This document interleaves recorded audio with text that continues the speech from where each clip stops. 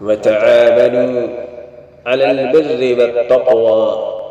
ولا تعاونوا على الإثم والعدوان۔ میرے عزیز دوستو، اسلام میں تجارت کو، بزنس کو جو مقام حاصل ہے، جو مرتبہ حاصل ہے، وہ مقام، وہ مرتبہ دنیا کے کسی مذہب میں، کسی دھرم میں، کسی ریلیجنس میں تجارت کو، بزنس کو حاصل نہیں ہے، کیونکہ تجارت کا تعلق، بزنس کا تعلق انبیاء علیہ السلام سے ہے۔ اور پھر جب ہم اللہ کے آخری پیغمبر جناب محمد الرسول اللہ صلی اللہ علیہ وسلم کی زندگی پاک کا جائزہ لیتے ہیں تو یہ بات کھل کر ہمارے سامنے آ جاتی ہے کہ اعلان نبوت سے پہلے آپ علیہ السلام کپڑوں کی تجارت کرتے تھے، اور پورے عرب میں آپ صادق و امین کے نام سے پکارے جاتے تھے، کیونکہ آپ بہت سچے اور امانت دار تھے، اور پوری سچائی اور امانت داری کے ساتھ تجارت کرتے تھے۔ پھر وہ تجارت جو جھوٹ سے پاک ہو، خیانت سے پاک ہو، دھوکے سے پاک ہو، فریب سے پاک ہو، فراڈ سے پاک ہو، ربا سے پاک ہو، اس کے اندر بے پناہ برکتیں ہوتی ہیں، کیونکہ ایسی تجارت اللہ کے رسول صلی اللہ علیہ وسلم نے کی ہے۔ اسی لیے وہ تجارت جو جھوٹ سے، خیانت سے، دھوکے سے، فریب سے، فراڈ سے، ربا سے پاک ہو، سنت ہے۔ اور جس تجارت میں جھوٹ ہو، خیانت ہو، دھوکہ ہو، فریب ہو، ربا ہو، اس میں برکت نہیں ہوتی، کیونکہ ایسی تجارت سنت کے خلاف ہے۔ اگر تجارت اسلامی اصول کے مطابق کی جائے تو وہ دنیا میں خیر و بھلائی کا اور خیر و برکت کا ذریعہ بنتی ہے، دین میں ترقی اور آخرت میں کامیابی کا سبب بنتی ہے۔ اور اگر تجارت، بزنس اسلامی طریقے سے ہٹ کر، بزنس کے اصولوں سے ہٹ کر اپنی طبیعت کے موافق کی جائے، نفسانی خواہشات پر چلتے ہوئے کی جائے، تو ایسی تجارت سے دنیا کا اور آخرت کا دونوں کا نقصان ہوتا ہے۔ اس لیے خلیفہ دوم حضرت سیدنا فاروق اعظم رضی اللہ تعالیٰ عنہ نے اپنے زمانے خلافت میں اعلان فرما دیا تھا، اے لوگو، خبردار، جو تجارت کے اسلامی اصول سے واقف نہیں ہے، جو تجارت کے اصول کو جانتے نہیں، وہ ہماری منڈیوں میں، ہمارے بازاروں میں، ہمارے مارکیٹوں میں بالکل نہ آئے۔ پھر میرے عزیز دوستو، اسلام میں ہر کام کے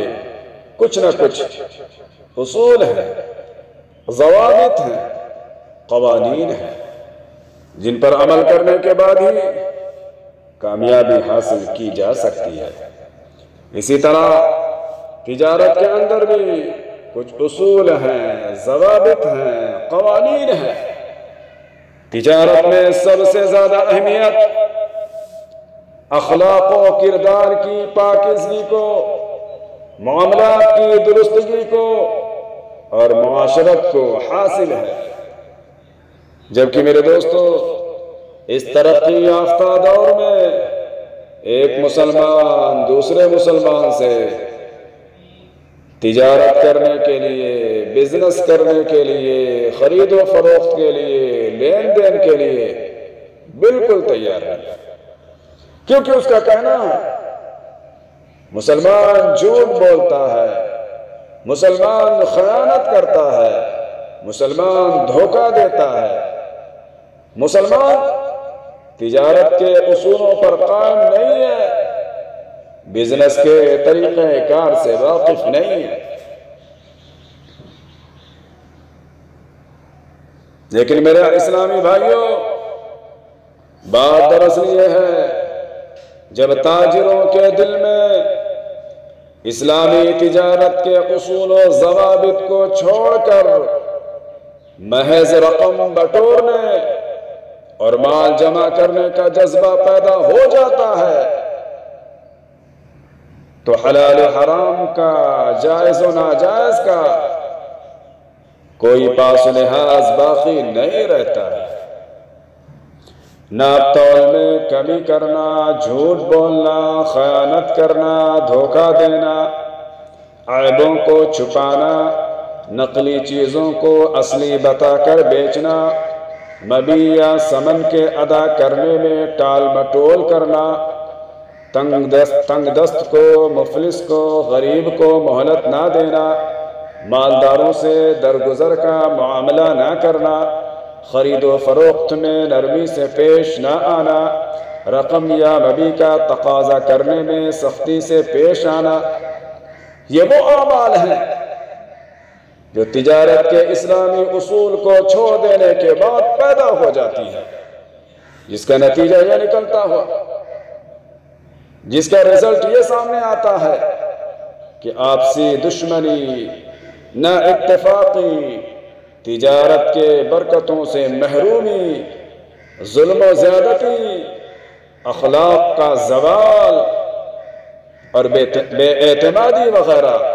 جنم لے لیتی ہے۔ پھر یہ چیزیں فائنینشلی اعتبار سے مسلم معاشرے کا سب سے بڑا نقصان کا ذریعہ بن جاتی ہے۔ تو میرے عزیز دوستو، تجارت